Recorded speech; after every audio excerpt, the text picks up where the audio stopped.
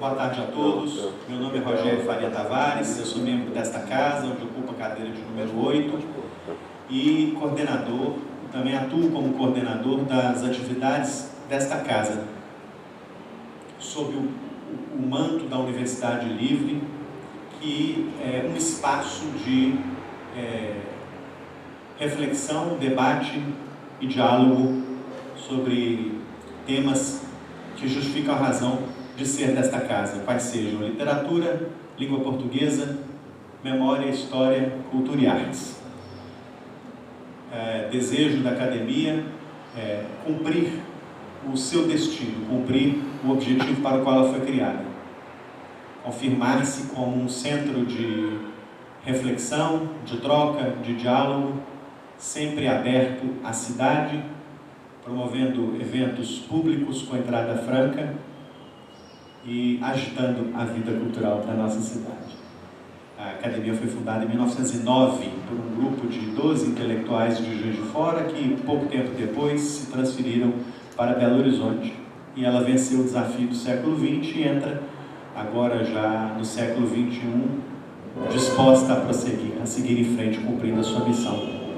Eu conversava pouco, e não vou tomar o tempo dos senhores com a minha propaganda, mas é irresistível dizer, conversava há pouco aí com a Mariana, a mãe dela, os amigos dela, que nossa programação para o semestre é intensa. Peço que acompanhem, caso queiram, os eventos que faremos pelo nosso site e pelo Facebook da Academia. Faremos, nos próximos meses, uma sessão dedicada aos 90 anos de Ariano Suassuna, ao centenário do escritor Antônio Calado. Eu convidei a sua viúva, a escritora Ana Ruda Calado, para falar sobre a sua obra. Ela vem em 6 de julho.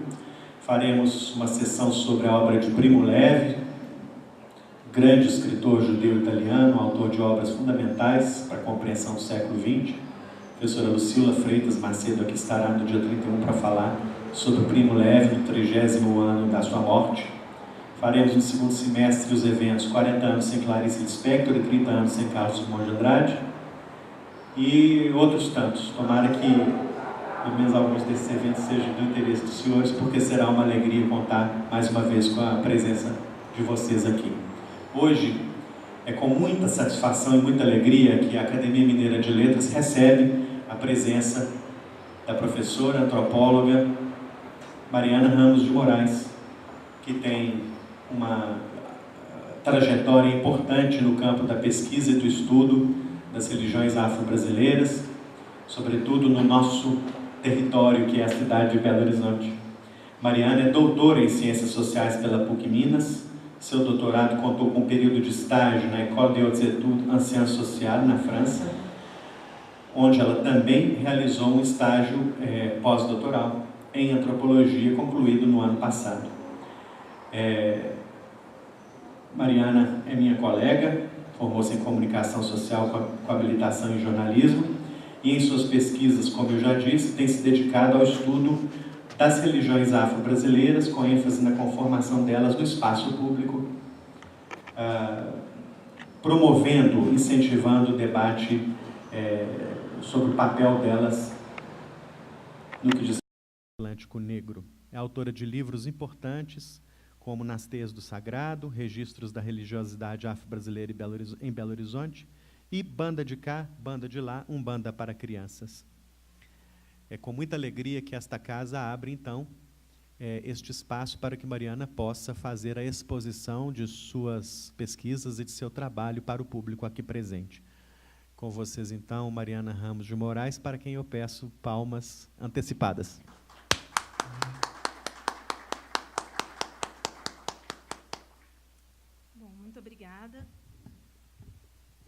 Muito obrigada. Boa tarde a todos e a todas.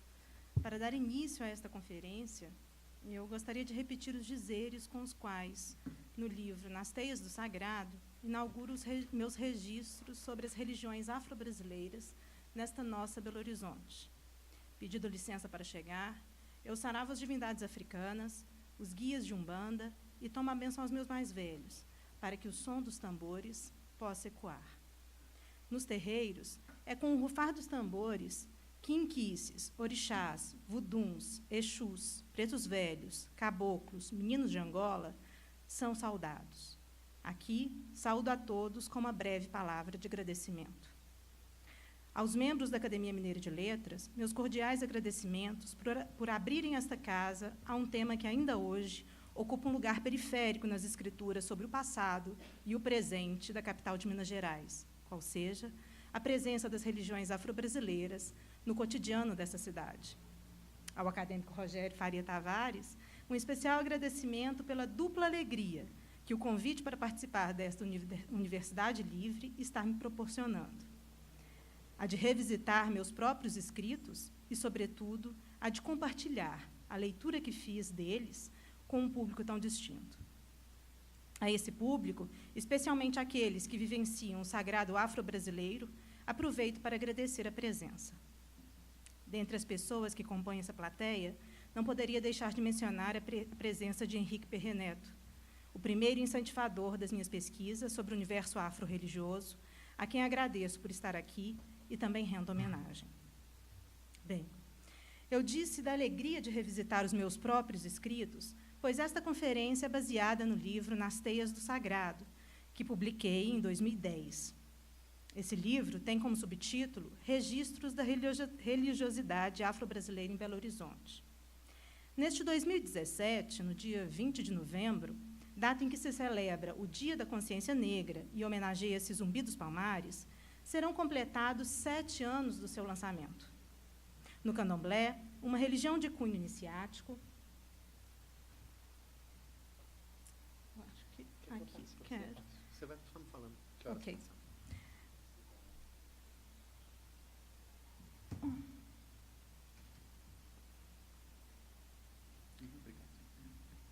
No candomblé, uma religião de cunho iniciático, há um rito específico pelo qual a filha ou o filho de santo deve ser submetido quando completa 7 anos de iniciação. Passou duas. Isso. Que é chamado genericamente de obrigação de 7 anos. Ao tomar essa obrigação, usando aqui uma expressão nativa, a filha, o filho de santo, passa a ter mais autonomia com relação àquele ou àquela que a iniciou, que é chamado de pai ou mãe de santo. A adoção dos termos filha, filho, pai e mãe, para distinguir os iniciados daqueles que os iniciaram, se deve às relações de parentesco estabelecidas entre os praticantes do candomblé. Acredita-se que a iniciação, também um rito de passagem, marca o começo de uma vida que é gerada sob os cuidados da mãe ou do pai de santo. Talvez seja esta conferência uma preparação aos 7 anos desse livro, ao qual desejo que tenha cada vez mais autonomia com relação àquela que o gerou, no caso, eu mesma. Autonomia que vai sendo adquirida à medida que seu texto é difundido, por meio das diferentes leituras que ele enseja, como a que hoje eu proponho a vocês. Não irei simplesmente recontar o dito, ou melhor, o escrito. Algumas passagens do livro serão, sim, retomadas, ainda que nem sempre ordenadas, tal como constam nos capítulos que lhes dão forma. Buscarei entremeá-las a novos escritos, que aqui serão ditos, e desculpe-me o trocadilho, né, são escritos que foram suscitados por outras leituras que extrapolam a minha própria produção, embora estejam, de certa maneira, nela contidos. Antes de começar a lhes narrar a mais recente leitura que fiz do livro, que aniversaria em novembro próximo, gostaria de lhes contar um pouco da história de sua feitura, sobre a minha motivação para fazê-lo. Era uma sexta-feira do mês de agosto de 2006, dia 18, foi quando defendi, perante uma banca composta por 3 professores, minha dissertação de mestrado intitulada O Candomblé na Metrópole, a construção da identidade de 2 terreiros na cidade de Belo Horizonte. Recebi, na ocasião, o título de mestre em Ciências Sociais. Das críticas que recebi também na mesma ocasião, uma delas contribuiu para impulsionar o projeto desse livro. Disse-me um dos membros da banca que sentia falta de um histórico mais consistente sobre o candomblé em Belo Horizonte. Fiz, assim, da crítica, um tema para uma nova pesquisa. De certo que o interesse para conhecer mais sobre a conformação não apenas do candomblé, como das outras religiões afro-brasileiras em Belo Horizonte, já havia sido despertado anteriormente, haja visto o assunto sobre o qual dissertei no mestrado. A busca que empreendi à época na literatura especializada evidenciava a escassez de registros sobre as religiões afro-brasileiras, não apenas na cidade em que nasci e hoje vivo, como no estado de que é capital. Minas Gerais não configurava na geografia afro-religiosa sugerida por Mário de Andrade, em Música de Feitiçaria, por exemplo. Sua geografia afro-religiosa foi uma referência para Roger Bastide, sociólogo francês que chegou ao Brasil em 1938 e que por aqui permaneceu entre idas e vindas ao seu país natal por mais de 15 anos. Enfim, seus estudos sobre as religiões afro-brasileiras foram publicados, sobretudo, nas décadas de 40 e 50, de 50 e 60, mas ainda hoje são tidos como referência. Em um de seus principais trabalhos, intitulado As Religiões Africanas no Brasil, Bastide propõe uma geografia das religiões afro-brasileiras. E, assim, listou o predomínio indígena na Amazônia até Pernambuco, com exceção do Maranhão, onde havia uma forte presença de africanos vindos do Daomé, hoje Benim, que fundaram o tambor de crioula. O Maranhão seria uma região de transição para o catimbó, presente também no Piauí e nos estados fronteiriços. Já na Paraíba, havia o Xangô, praticado também em Pernambuco, Alagoas e Sergipe. A Bahia era a terra do candomblé. No Brasil central, que na geografia bastidiana compreendia o atual sudeste brasileiro, Minas, Rio, São Paulo e Espírito Santo, a macumba e o espiritismo de Umbanda sobressaíam. Sendo que em Minas Gerais havia também o canjerê, cuja imprecisão de informações impossibilitava a Bastide afirmar se configurava uma religião ou não. E no Espírito Santo, a cabula apresentava-se como uma prática de origem dos povos classificados como bantus. E o batuque era a religião dos negros no Rio Grande do Sul. Isso tudo conforme a geografia bastidiana. Observe-se que, para Bastide, que escreveu sua Geografia das Religiões Afro-Brasileiras no fim dos anos 50, o candomblé estava circunscrito ao estado da Bahia. Naquele momento, ele não poderia imaginar que essa religião, em que se cultua divindades africanas, denominadas inquices, orixás, vuduns, a depender da tradição ao qual o grupo praticante se vincula, se faria presente em todos os estados brasileiros e também no exterior, tal como hoje ela se apresenta. Como o candomblé chegou a Belo Horizonte? Essa era a pergunta que eu me fazia e que busquei responder no livro Nas Teias do Sagrado. Uma pesquisa que é anterior à minha me foi de grande valia na construção dessa resposta. Trata-se do inventário dos grupos de tradição afro-brasileira de Belo Horizonte, realizado pela Prefeitura de Belo Horizonte em 2004 e publicado em 2006. Um grupo de pesquisadores fez um levantamento dos terreiros de Umbanda e Candomblé e também dos grupos de congado existentes na cidade. O inventário não apenas apontava a localização desses grupos, como também apresentava um histórico de cada um deles. Com esse banco de dados em mãos, comecei a cruzar as informações dos grupos. Muitos deles apresentavam relações entre si.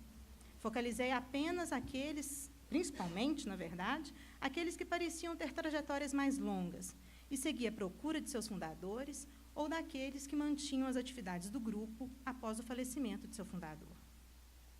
O foco inicial eram os terreiros de candomblé. No entanto, no decorrer da pesquisa, percebi que a conformação do candomblé em Belo Horizonte estava diretamente relacionada à prática da Umbanda. Assim, busquei também traçar a história dessa religião na cidade.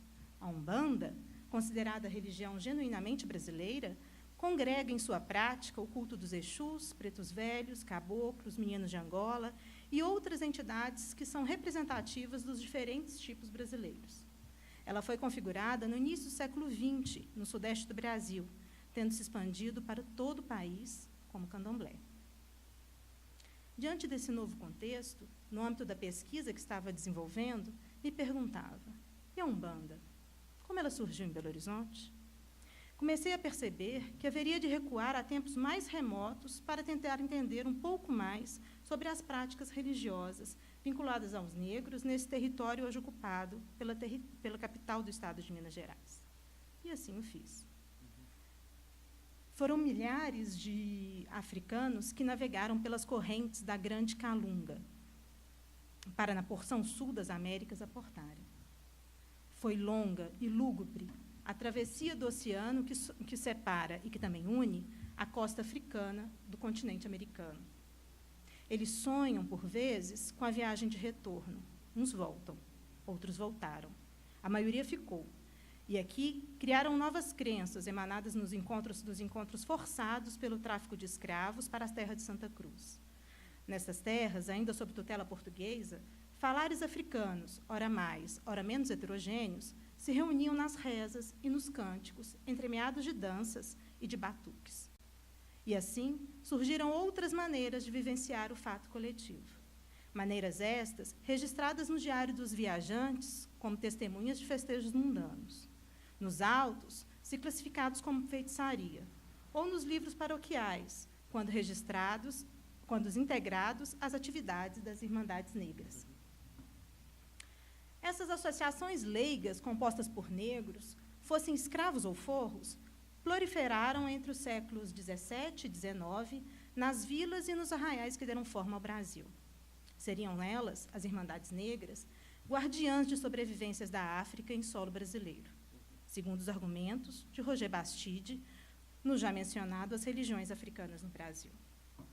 Aos olhos de Bastide, foi graças à instituição dessas associações que, após a longa travessia, os africanos puderam conservar alguns dos principais valores de suas religiões nativas, não como relíquias, mas como realidades vivas. Sob o manto do catolicismo, classificado como negro pelo autor, africanos embarcados em diferentes portos do continente-mãe teriam dado continuidade às suas práticas religiosas nas terras já habitadas por povos indígenas, batizadas de Santa Cruz pelos portugueses no século XVI e onde, aos poucos, foi se conformando o Brasil. Nessas terras, e no seio daquelas irmandades, os africanos se congregavam. E aos seus senhores diziam-se devotados a Nossa Senhora do Rosário, e também a outros santos consagrados pela Igreja Católica, alguns com a pele negra como a deles, como São Benedito, Santa Efigênia e Santa Lesbão. Em homenagem aos santos católicos, lhes era quase sempre permitido festejar. No entanto, conforme os ditos de Bastide, por trás da máscara do catolicismo, os africanos eram cultuando as suas próprias divindades, advindas do além-mar. Na pesquisa para o livro escrito por mim, encontrei registros sobre as práticas religiosas vinculadas aos africanos e seus descendentes no território hoje belo-horizontino, mas que já foi denominado Arraial do Curral del Rei. A partir de tais registros, recontei a história de um casal que tinha fama de feiticeiro, da seguinte forma. Pelas bandas de Bento Pires, lá no Arraial do Curral del Rei, tinha uma feiticeira. Na verdade, a negra Francisca não era bem feiticeira. Feiticeiro mesmo era o escravo do senhor Inácio Xavier, um tal de Manuel, que vivia com ela. Eles tinham uma panelinha que adoravam como a um deus. Uns diziam ser zumbi, mas o caso é que, nessa panelinha, eles punham umas ervas, uns guisados, como se fosse para oferecer. Depois, pediam licença para também comer. Era em volta dessa tal panelinha que eles faziam seus festejos, seus calundures. Faço aqui um parênteses. Calundu, ou no plural calundures, foi um termo genérico utilizado para denominar as práticas religiosas dos africanos e seus descendentes em diferentes partes do Brasil ao longo do período colonial. Bem, no compasso da prosa mineira, a história de Francisca Correia e seu companheiro Manuel ganha até áreas de ficção. Poderia até ser parte de um diálogo entre dois tropeiros, seguindo de arraial em arraial pelas montanhas de Minas. Nessas andanças, provavelmente o calundu de Francisca e Manuel não seria o único. Encontrariam outros negros com fama de ser curandeiros ou adivinhar o futuro. Outros festejos também cruzariam o caminho desses tropeiros. Festejos em homenagem a Nossa Senhora do Rosário, louvada ao som dos tambores pelos negros, que até portavam cetro e coroa quando dançavam no congado. Mas a história de Francisca e Manuel não era mera ficção. Nos registros do Arquivo Eclesiástico da Arquidiocese de Mariana, parte dela pode ser recriada com base nas descrições contidas nas denúncias contra Francisca e Manuel. Fatos que se assemelham aos diversos casos de calundus encontrados no Brasil no período colonial.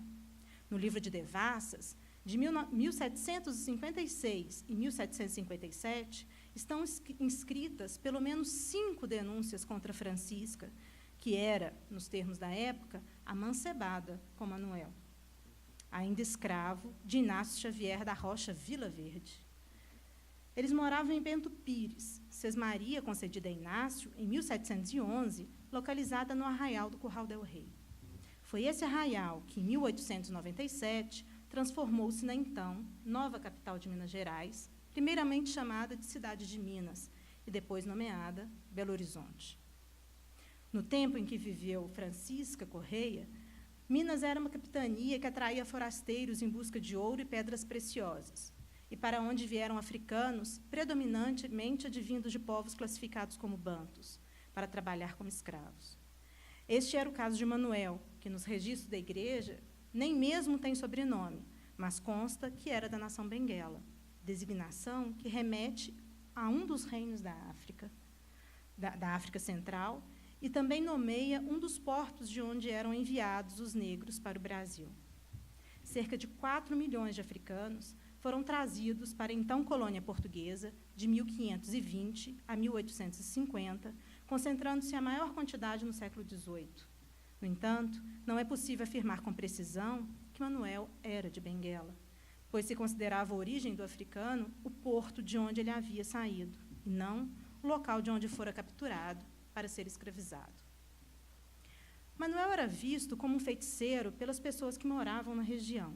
Nas denúncias contra o casal, era constante o uso dos termos público e notório, quando os acusadores faziam referência ao fato de Francisca e Manuel serem amancebados, ou às supostas práticas de feitiçaria por parte de Manuel. De acordo com os relatos, ele mantinha na casa de Francisca modelos a que os dois tributavam adoração. Esses modelos podem ser uma referência a uma panela que ficava no teto da casa ou que tinha dentro dela uma folha de erva, e que eles reverenciavam, pondo-lhe guisados à mesa e pedindo-lhe licença para comer. Ao redor dessa mesma panela, eles faziam suas festas e seus calundures. Nas denúncias analisadas para essa pesquisa, a panela sempre é citada e compreende-se que esse objeto recebe a adoração do casal como se fosse uma divindade, que nos textos é referida de mais de uma maneira, nos textos dos autos. Há momento em que é considerada um deus da terra do feiticeiro, e também se sugere que esse deus seja Zumbi. Mas, em uma das descrições do culto, disse que o casal chamava o demônio, evidenciando o caráter preconceituoso para com a prática religiosa que não fosse católica. Bento Pires estava sob um dos domínios do Curral del Rei, mas não ficava próximo do núcleo urbano onde começou a ser construída a nova capital. Nós é que estamos próximos desse lugar, que é o local onde atualmente está situada a Catedral de Nossa Senhora da Boa Viagem, aqui no centro. O lugar onde moravam Francisca e Manuel corresponde a uma grande área no norte da cidade, em que estão localizadas as atuais regiões administrativas da Pampulha e Venda Nova. A sede da fazenda de Bento Pires, por favor, nome que figura nos mapas de Belo Horizonte nas décadas de 20 e 30, estava situada onde hoje fica a Toca da Raposa, um dos centros de treinamento do Cruzeiro Esporte Clube, às margens da Lagoa da Pampulha. Tive que mencionar o Cruzeiro. Nos tempos do Curral del Rei, os negros também louvavam Nossa Senhora do Rosário. Não se tem tantos detalhes dos festejos no arraial fundado pelo bandeirante João Leite de Silva Ortiz, que, em busca de ouro nas Minas Gerais, chegou à Serra de Congonhas, em 1701. O ouro, o bandeirante não encontrou, mas a paisagem e o clima ameno, próprio para a agricultura, fizeram com que ele se estabelecesse nestas bandas por um tempo e erguesse a Fazenda do Cercado, onde mantinha um numeroso grupo de escravos. A fazenda, com suas roças e criação de gado, prosperou e atraiu outros moradores. Cerca de 30 casinhas cobertas de sapê já formavam um arraial quando foi construída uma capela dedicada a Nossa Senhora da Boa Viagem, a quem os forasteiros pediam proteção sempre que passavam pelo local. Em 1755, a capela foi demolida para a construção da Igreja Matriz, inaugurada em 1793. Algumas manufaturas se instalaram na região e a população teve um crescimento expressivo, mesmo com a decadência da mineração. Em 1815, havia 18 mil habitantes no Curral del Rei, que foi elevada à freguesia. Nossa Senhora da Boa Viagem transformou-se na padroeira do povoado, que lhe rendia homenagens, como conta Abílio Barreto, em suas memórias sobre Belo Horizonte. Abre aspas. As festas religiosas principais eram a da padroeira, a 15 de agosto, a do Divino, a de Santa Efigênia, a de São Sebastião, de Santo Antônio e as da Semana Santa. Na primeira dominga de outubro, realizava-se o reinado, o reizado, a festa favorita dos pretos, os quais atroavam o arraial com seus adufes, tambores, sambucas, puitas e recorrecos, dançando em louvor a Nossa Senhora do Rosário. Nesse dia, pela manhã, havia missa cantada, e à tarde efetuava-se a cerimônia de deposição dos reis velhos e eleição dos novos para o ano seguinte. Fecha aspas. Nesse trecho, Abílio Barreto também menciona os festejos dos negros, que ocorriam em data próxima ao dia dedicado a Nossa Senhora do Rosário, 7 de outubro. Além da matriz de Nossa Senhora da Boa Viagem, também existia no Curral del Rei uma capela em homenagem a Nossa Senhora do Rosário, localizada atualmente, pertinho daqui também, na Rua da Bahia, onde a Rua da Bahia se encontra com a Avenida Álvares Cabral. De acordo com Abílio Barreto, a Capela do Rosário era, abre aspas, sem beleza, sem arte, mas admiravelmente bem colocada, em um alto, de onde se descortinava um belo panorama do arraial. Esse pequeno templo, completamente desprovido de ornatos e alfaias, quase nada tinha de interessante. Fecha aspas. Provavelmente, essa capela era mantida pela Irmandade do Rosário, que era constituída no Curral del Rei. Esses dois templos foram demolidos para a construção da nova capital, e os devotos receberam, posteriormente, novos espaços para louvar suas santas. O templo, em homenagem a Nossa Senhora da Boa Viagem, foi transformado na catedral em estilo neogótico. Para a santa, a qual os negros tinham devoção, foi erguida uma igreja na interseção da Rua dos Tamoios com a Avenida Amazonas. No entanto, os louvores a Nossa Senhora do Rosário, realizados pelos negros, não se vinculam ao espaço, e os festejos passaram a ocorrer fora dos limites da Avenida do Contorno, via que, conforme o projeto da Comissão Construtora da nova capital, delimitava a área urbana, separando-a da periferia. Entre as manifestações religiosas do Curral del Rei e a inauguração dessas novas igrejas, muitas mudanças ocorreram, transformando o cenário da antiga freguesia elevada à capital do Estado. Com a proclamação da República, em 1889, o ideal de ordem e progresso em voga, decidiu-se que o governo de Minas não poderia mais ter como sede de governo Ouro Preto, cuja paisagem era reflexo do período colonial. Uma nova capital deveria ser construída, seguindo os valores modernos, para um símbolo de uma nova era. Sob chefia do engenheiro Arão Reis, a cidade foi projetada e construída a partir do princípio social higienizador do Barão de Haussmann, e o plano da cidade traz a marca do positivismo. Aos antigos moradores que não conseguiram adquirir imóveis na zona urbana, e mesmo dos operários que construíram essa cidade, restou a região periférica. Assim, Belo Horizonte nascia marcada pela exclusão e pela segregação socioespacial. Uma das mais antigas irmandades de Nossa Senhora do Rosário, que ainda mantém seus festejos em Belo Horizonte, é a Irmandade do Jatobá, hoje considerada um patrimônio cultural da cidade. Ela está situada no Barreiro, região que não fazia parte do Curral del Rei, mas que foi incorporada à capital por sugestão da Comissão Construtora e hoje corresponde a uma das 9 regiões administrativas de Belo Horizonte. A data em que os louvores à santa foram iniciados, lá no Jatobá, não é precisa.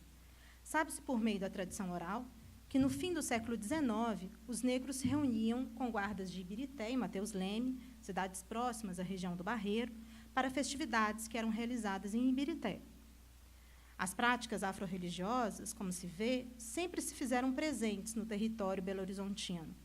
Os calundus ficaram registrados somente nos documentos históricos, mas os congados ainda marcam seu espaço nas ruas da metrópole e no universo simbólico belo-horizontino, mantendo relação com outros cultos de matriz africana, como a Umbanda e o Candomblé, uma característica dessas práticas religiosas na capital mineira.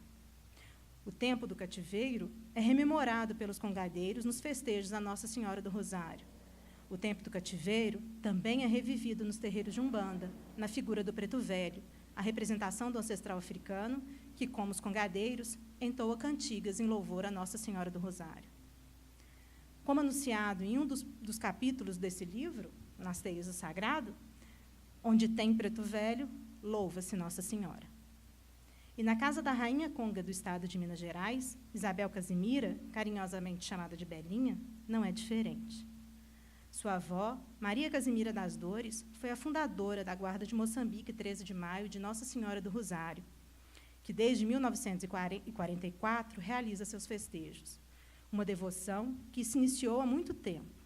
Maria Casimira, a Preta Velha do Concórdia, tinha apenas 6 anos de idade quando foi coroada princesa na Guarda de Moçambique, em Angola, que não é um país africano, e sim um lugarejo de Betim, cidade vizinha de Belo Horizonte. Naquela época, em 1906, a capital de Belo Horizonte ainda nem havia completado uma década. A cidade se desenvolvia em marcha lenta, com alternados momentos de prosperidade. Dentro dos limites da Avenida do Contorno, que na época denominava-se Avenida 17 de Dezembro, a elite belo-horizontina se instalava e expulsava os mais pobres. Nos anos 20, os moradores da primeira favela da cidade, a Favela do Leitão, erguida às margens do córrego do mesmo nome, foram desalojados para a canalização de um curso d'água e a construção de elegantes casas que originaram o nobre bairro de Lourdes. Na mesma década, mais remoções na área circundada pela Avenida do Contorno. Dessa vez, os moradores que ocupavam a região conhecida como Barroca, também transformada no bairro de Lourdes, e o vizinho Barro Preto, foram retiradas para a expansão urbana da capital, incluindo a abertura de ruas e a construção da Praça Raul Soares. Esses moradores foram transferidos para a primeira vila operária da cidade, a Vila Concórdia, criada em 1929, em uma área de terreno acidentado, na região Nordeste, e que recebia cada vez mais moradores, até se transformar em um bairro.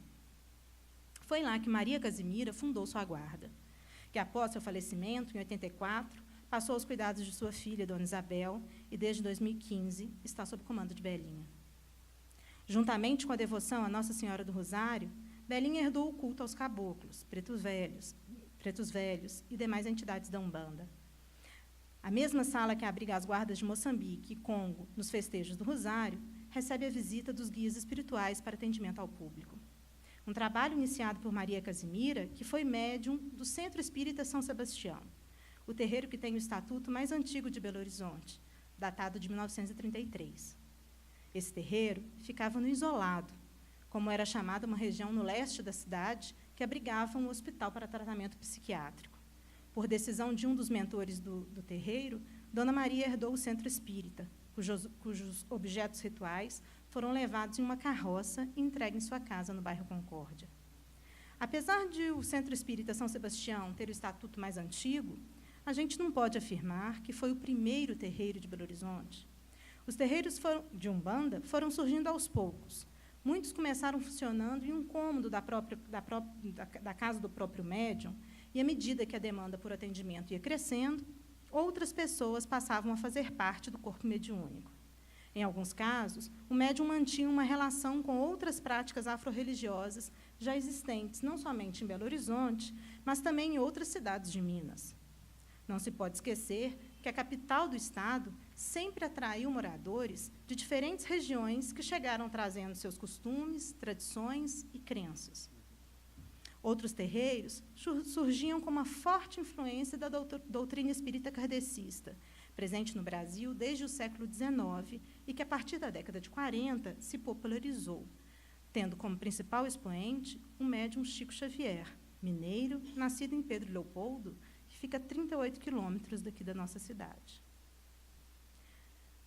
Os centros espíritas kardecistas muitas vezes eram procurados, e ainda são, por pessoas que sofriam alguma doença para a qual a medicina tradicional não tinha cura. Elas eram, então, encaminhadas ao desenvolvimento mediúnico. Muitas não se adaptavam aos rituais kardecistas e, por isso, decidiam criar seus próprios grupos para que as suas entidades, que inicialmente não eram aceitas no meio kardecista, como caboclos, pretos velhos e exus, pudessem atuar. Em Belo Horizonte, não há uma uniformidade na prática da Umbanda, que tem como característica a mistura de práticas religiosas. Assim, são encontrados terreiros ditos mais africanizados, ou seja, que adotam rituais que chegam a se aproximar do candomblé, e outros em que o kardecismo é mais forte.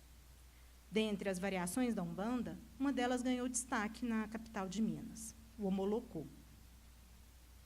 Os principais responsáveis pela implantação desse culto em Belo Horizonte, o Omolocô, foram os irmãos Camelo, Antônio, Isidro e Raimundo.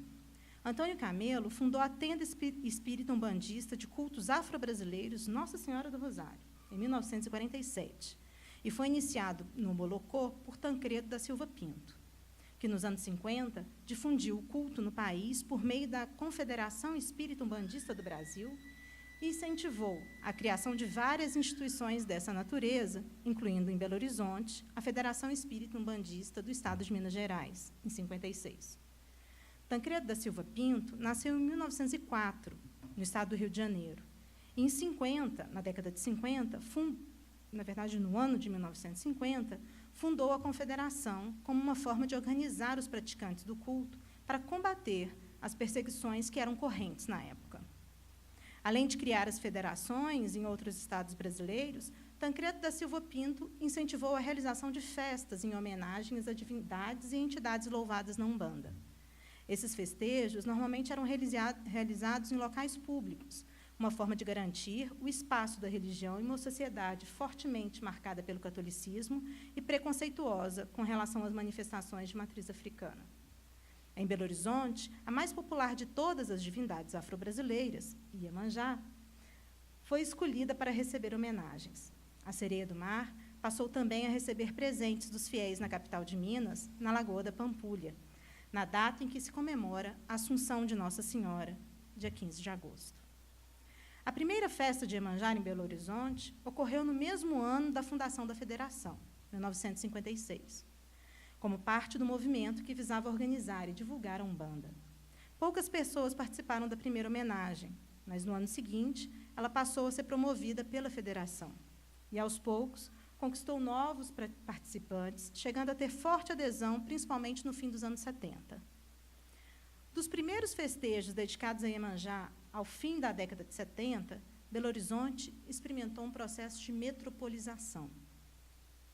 Depois de ter sido alvo de intervenções urbanas por parte do poder público e de ver concretizada sua fase de industrialização, o que contribuiu para o aumento da migração, a capital de Minas teve sua população mais do que triplicada. Dos 300 mil habitantes em 1950, Belo Horizonte ultrapassou a marca de 1 milhão de habitantes nos anos 70. Nesse período, a economia brasileira cresceu significativamente e a cidade acompanhou essa tendência. Os anos de modernização e crescimento econômico, demográfico e industrial também foram anos em que as desigualdades sociais se intensificaram. O movimento umbandista acompanhou o crescimento urbano e mais terreiros surgiram, muitas vezes nas regiões periféricas. Na década de 60, os adeptos da Umbanda aumentaram em todo o país. E, nesse período, a Umbanda passou a ter um registro, né, de adeptos também no IBGE. Em Minas Gerais, especificamente, em 1965, eram 18 mil praticantes, sendo que, em 69, já tinha passado para 23 mil praticantes. Os primeiros iniciados no culto... E foi nesse tempo também, nesse período, na década de 60, que surgiram os primeiros terreiros de candomblé em Belo Horizonte. Os primeiros iniciados no culto aos inquices, orixás, vuduns, na capital mineira, eram umbandistas. Uma das principais personagens desse período de implantação do candomblé em Belo Horizonte foi Iaterê, que teve estreitas relações com Maria Casimira, e com quem abro o capítulo do livro dedicado ao surgimento dessa religião na cidade, com os seguintes dizeres. Ainda era criança, nem havia completado 7 anos. De repente, mudava o jeito de falar, de agir.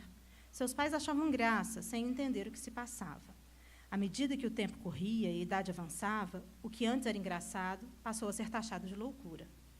Num dia, pela manhã, lavava roupa no quintal de casa, no bairro Sagrada Família, na região leste de Belo Horizonte, e, sem que nem para quê, desapareceu. Ninguém sabia para onde tinha ido a menina, que já era mocinha. No fim de tarde, ela chegou com a roupa suja de lama e com folhas grudadas por todo o corpo. Hoje contam que foi seu rompimato, caboclo guerreiro, que pela primeira vez havia se manifestado. Mas, na época, para seus pais, era a confirmação de que algo muito grave estava acontecendo com a filha. Tentaram uma internação psiquiátrica. De nada adiantou. Aos poucos, ela começou a benzer crianças em sua própria casa, e as tais crises foram abrandando-se. Ela conheceu o kardecismo, passou para Umbanda e se iniciou no candomblé. Pai Rei Congo era o seu mentor, Iemanjá, sua protetora. Ao seu nome de batismo, Geralda do Carmo, acrescentou um nome sagrado, Yaterê, como passou a ser conhecida entre o povo de santo de Belo Horizonte. Ela faz parte de um grupo de umbandistas que contribuíram para a implantação do candomblé na capital mineira. Os primeiros iniciados nesse culto tinham ou frequentavam terreiros de umbanda e, por caminhos diferentes, começaram a buscar no candomblé outros conhecimentos sobre as práticas afro-religiosas. O Rio de Janeiro, que há muito havia influenciado o movimento umbandista mineiro, e a Bahia passaram a ser os principais destinos daqueles que desejavam passar pelos longos processos de iniciação no candomblé. Se em Belo Horizonte as primeiras iniciações ocorreram na década de 60, há registros de que em cidades no norte do estado, como Pirapora e Montes Claros, já havia candomblé. Por isso, elas também eram destinos dos aspirantes a filho de santo. Mas não eram apenas os belo-horizontinos que iam ao encontro desse novo conhecimento religioso. Muitos pais e mães de santo passaram a portar na capital. Nessas idas e vindas, o candomblé foi se conformando na cidade, tendo Yaterê como uma personagem importante no primeiro momento da história dessa religião. Yaterê nasceu em 1920, em uma família humilde que não tinha conhecimento sobre o espiritismo, tampouco sobre o candomblé. Primeiramente, fez parte de um grupo kardecista, e já na linha de Umbanda, ela frequentou o Centro Espírita Pai João Baiano, de Odorico. Naquela época, ainda na década de 40, o terreiro de Odorico, no bairro da Graça, na região nordeste da cidade, era um dos mais procurados. Todos os dias da semana tinha atendimento ao público.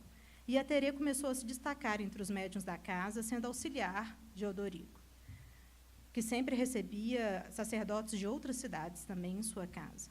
Um deles teria sido Tancredo da Silva Pinto, que trouxe o molocô para a capital mineira. Mas outro, também vindo do Rio de Janeiro, teve uma importante contribuição na implantação do candomblé. Raimundo Bispo Moreno, o Caitumba. Caitumba morreu em 61, mas antes havia orientado Yaterê a procurar no bairro da Liberdade, em Salvador, por Mãe Maria Francisca de Santana, a Chica do Mineiro, ou Daxebi. Quando Yaterê foi ao encontro de Daxê, ela já tinha seu terreiro de Umbanda estruturado. Mesmo assim, ainda demorou alguns anos até ser iniciada no candomblé.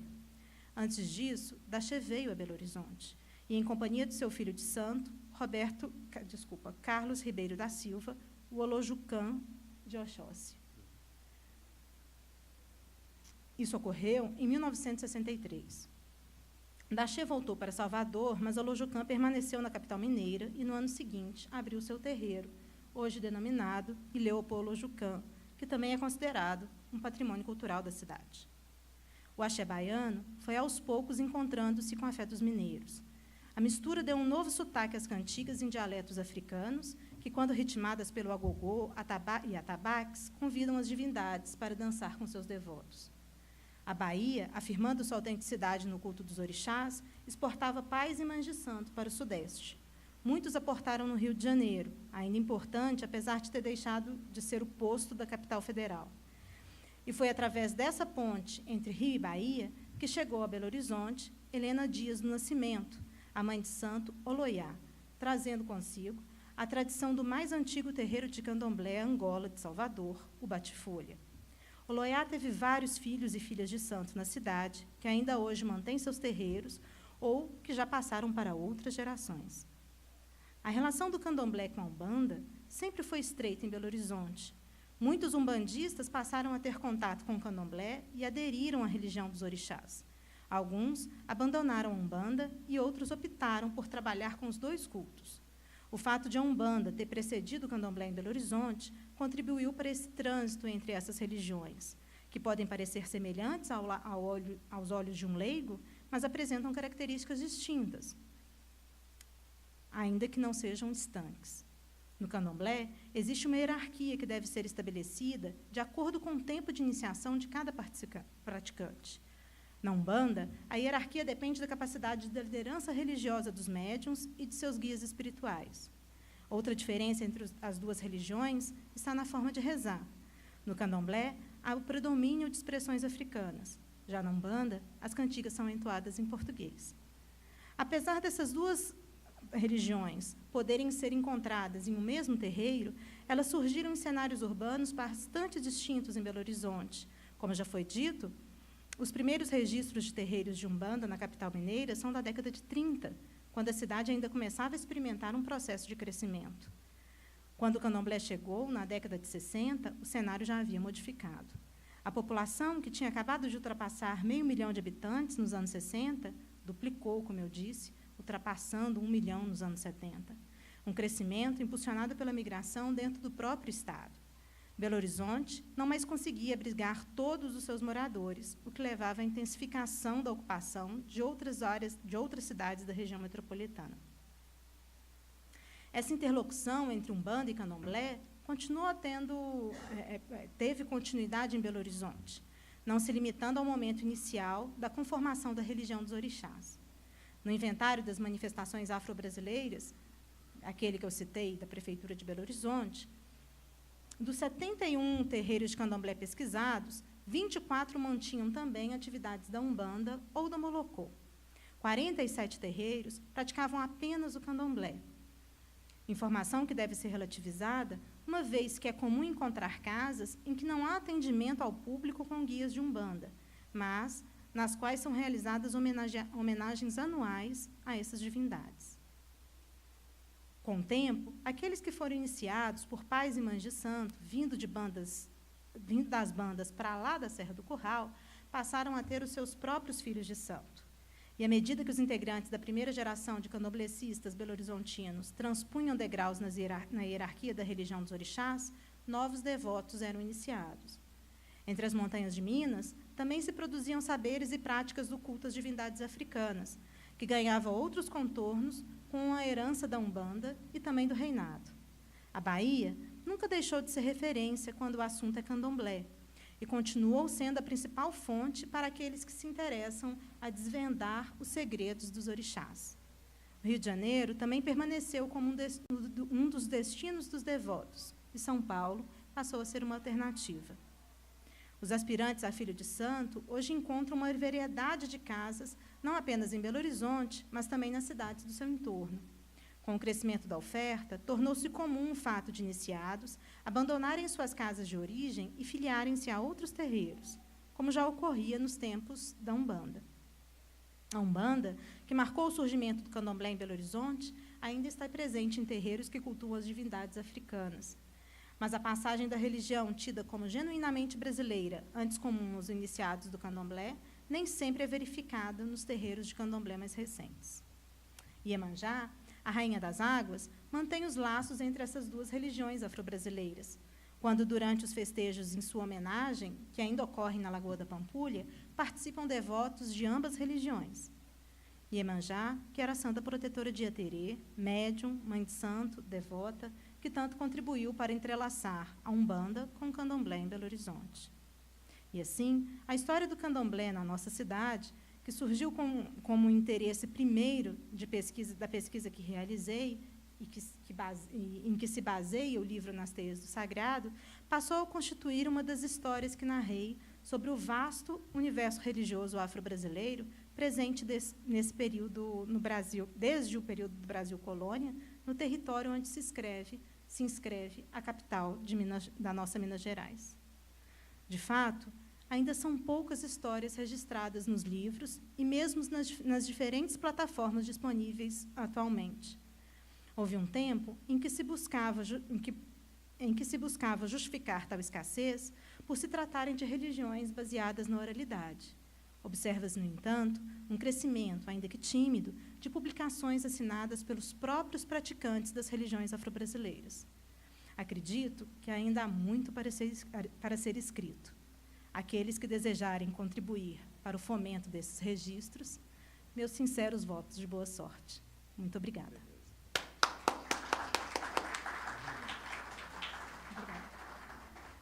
Com entusiasmo ouvimos essa bela aula dada por Mariana Ramos de Moraes sobre Umbanda em Candomblé em Belo Horizonte, informações muito valiosas para nós que gostamos da nossa cidade e que gostamos de história, né? Eu queria agora abrir a palavra ao público e pedir que os interessados em perguntar para a Mariana o fizessem no microfone, por uma razão simples. Esta sessão é gravada e ela vai integrar o acervo audiovisual da academia para consulta futura dos pesquisadores, dos professores que se interessam em pesquisar os temas que a gente armazena aqui nesta casa. É um cuidado que a gente tem em documentar o que aqui se passa, para que as pessoas que eventualmente não puderam vir hoje possam acompanhar o que aqui foi dito em outro momento. Então, o Todesc já está ali com o microfone. Quem quiser fazer perguntas para a Mariana, por favor, fique à vontade.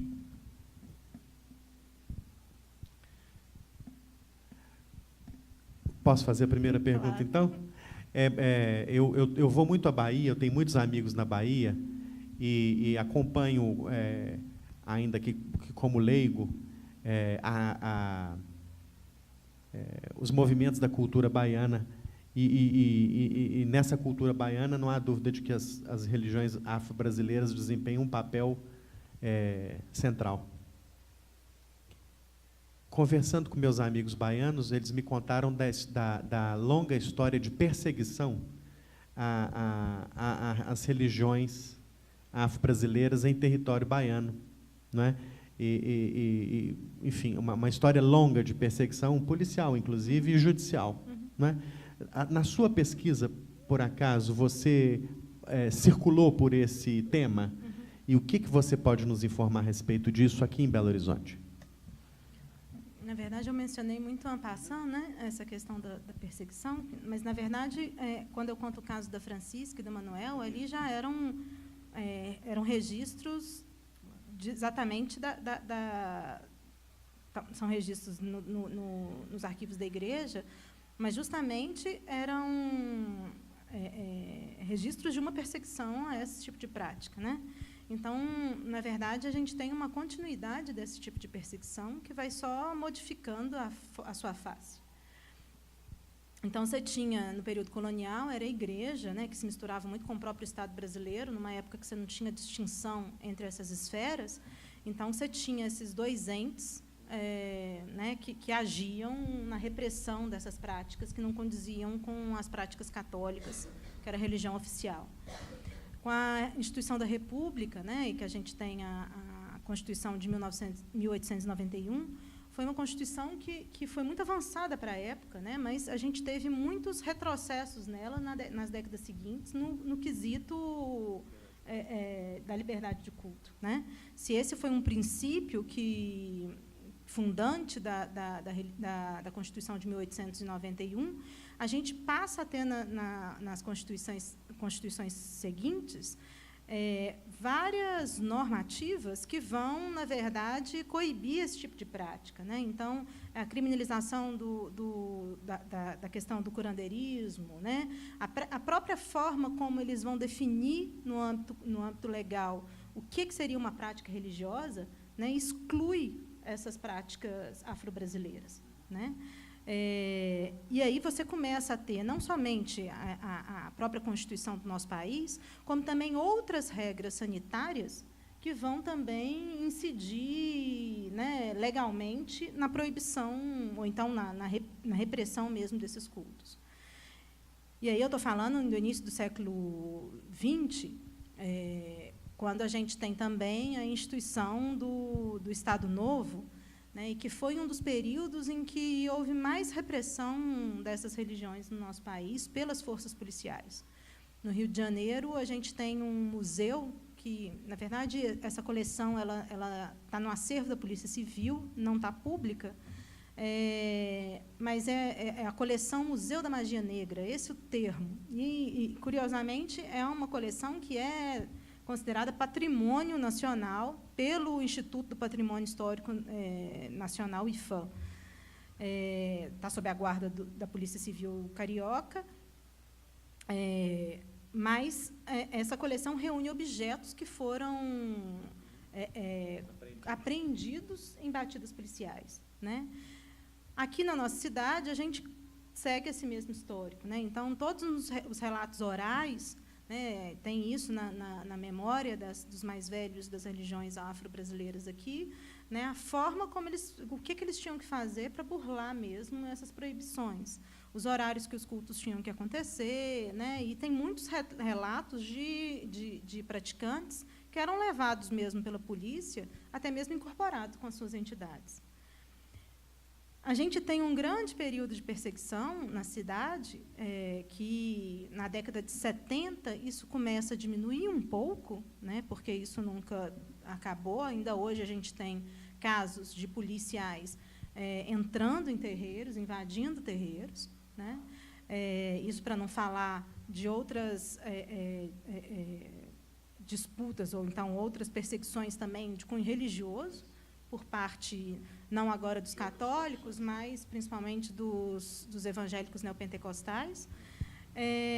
Mas, a partir da década de 70, você começa a ter, pelo menos, a não necessidade desses grupos registrar, porque, inicialmente, os grupos tinham que registrar todas as suas reuniões na Delegacia de Costumes, né? Então, era onde se registrava também os prostíbulos, né? E essas religiões, esses praticantes, tinham que registrar as atas das reuniões, nomeando todos os participantes nessa mesma delegacia. Então, na década de 70, no final da década de 70, essa determinação ela cai, então não tem essa necessidade, mas não significa que isso não tenha acabado.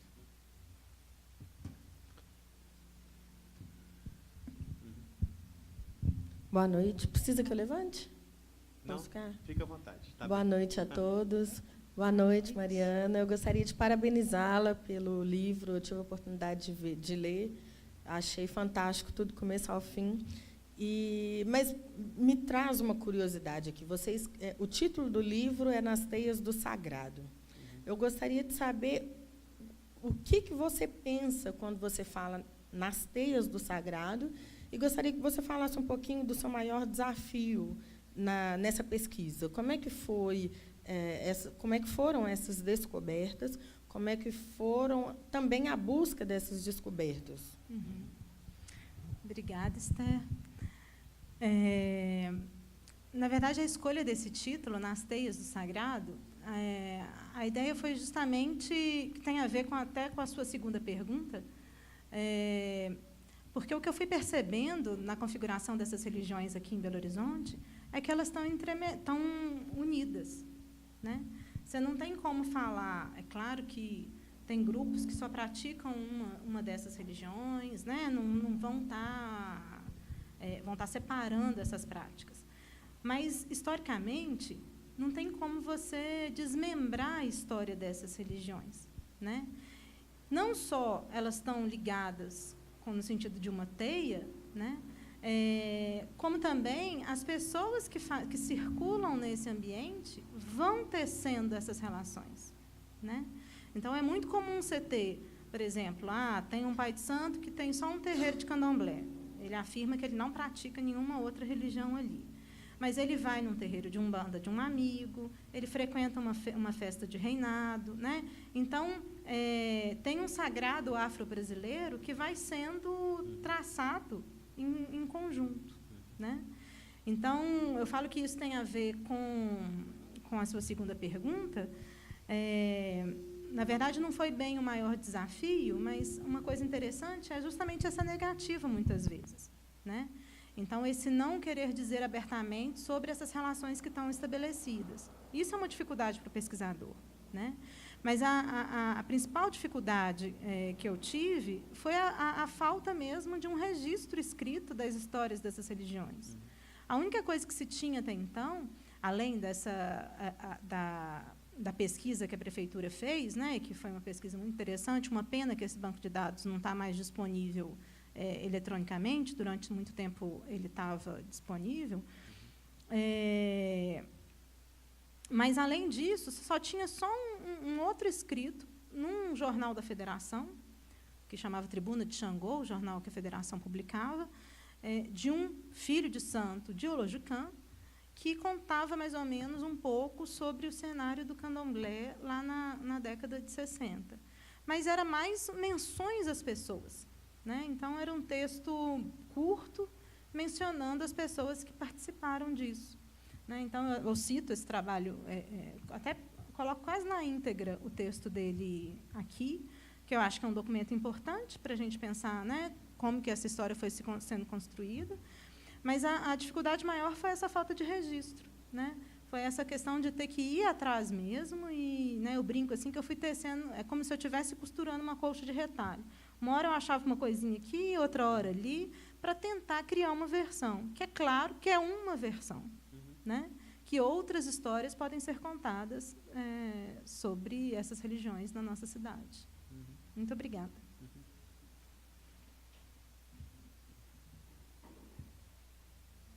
Boa noite. Boa noite, Mariana. Boa noite. Dá os parabéns pela conferência, foi muito boa. Você teve uma oportunidade de passar um período na França. Eu queria que você falasse um pouco desse olhar estrangeiro em relação a essas práticas afro no Brasil. Eu não posso falar de forma geral, né? Posso falar um pouco da experiência francesa, assim, né? Que, na verdade, a minha vontade de estudar na França tem a ver muito com quem já escreveu sobre ela, né? Tem muito a ver com o próprio olhar estrangeiro sobre essas religiões no Brasil. E aí eu destaco 2 franceses, Bastide, que eu mencionei, é um sociólogo francês cujos estudos me interessam muito. Eu tenho trabalhado muito com a literatura do Bastide nos últimos tempos. E um amigo dele, fotógrafo e etnógrafo, Pierre Verger. Né? Bastide chega aqui na década de 30, Verger chega na década de 40, e os dois têm uma parceria muito grande na forma como eles vão construindo o material deles sobre essas religiões, sobretudo na Bahia, e eles vão tecendo um paralelo entre Bahia e África para mostrar quais são essas sobrevivências africanas que a gente tem no Brasil. Esse é o interesse tanto de Bastide como de Verger nos trabalhos deles. Então, de certa forma, já foi esse olhar estrangeiro que me interessou, justamente para pensar como que pessoas de fora podem falar sobre a nossa própria experiência, né? E o que nas minhas pesquisas mais recentes, o que eu tenho trabalhado é justamente mostrando como que e aí é uma pesquisa que eu estou desenvolvendo agora, que é como justamente alguns posicionamentos de Bastide, eles contradizem a própria realidade brasileira, né? Talvez esse próprio olhar estrangeiro pode enviesar um pouco os dizeres dele. Então, isso é muito curioso, porque a leitura desses autores me fizeram buscar, né, conhecer mais sobre o contexto intelectual e acadêmico, né, na França, da onde eles vieram. E lá eu tive a oportunidade de apresentar trabalhos para os colegas pesquisadores da École des Hautes Études en Sciences Sociales, que foi onde eu fiquei vinculada durante o meu período de pesquisa. E é um misto, assim, tem por a gente ter um tipo de produção, né, justamente de estrangeiros, sobre essa nossa realidade, acaba que o Brasil ele é um ponto de interesse muito forte para uma gama de pesquisadores fora do Brasil, né? Mas, ao mesmo tempo, tem sempre um olhar de curiosidade para... E aí, a curiosidade, eu não estou querendo dizer no sentido exótico, não, mas é nas possibilidades que a gente apresenta nas nossas relações, sejam elas a partir da religião, né, as relações sociais mesmo, a forma como elas são constituídas no nosso país, que não são daquela forma estanque, né, dentro de caixinhas, digamos assim, como muitas vezes a gente vê em outras sociedades, né? Em especial, em alguma medida, a francesa. Então, a forma como a religião ela se faz presente no cotidiano da vida das pessoas é uma coisa de interesse, sim, para aqueles que estudam religião, né? E aí, no meu caso, eu fiquei vinculada a um centro de pesquisa da religião, como também na questão do patrimônio religioso, né? Eu tive a oportunidade de coeditar uma publicação, uma revista eletrônica, sobre o patrimônio afro-religioso brasileiro, na França, né, junto com Stefania Capone, que é uma antropóloga italiana radicada em Paris. Então, eles têm um interesse muito grande de ver como que a gente, na verdade, reinterpreta até coisas que são criadas por eles, né, no sentido da própria noção de patrimônio, o que é patrimônio cultural, né? Isso tudo a gente absorveu de outra forma e reinventou a forma como a gente denomina o que é isso, né? Então, o Brasil sempre foi um ponto de interesse, né? Lá no passado, é interessante pensar essa questão do Verger e do Bastide, justamente porque eles estão tentando mostrar a África no Brasil no momento em que a gente ainda tem muitas colônias francesas na África, né? Então, não só um interesse acadêmico, mas tinha um interesse também político, né, nessas pesquisas que eram desenvolvidas aqui. E tem coisas que ainda continuam dessa forma, né, tanto na área da religião, né, quanto na área do patrimônio, que são as áreas que eu tenho mais atuação acadêmica. Obrigada.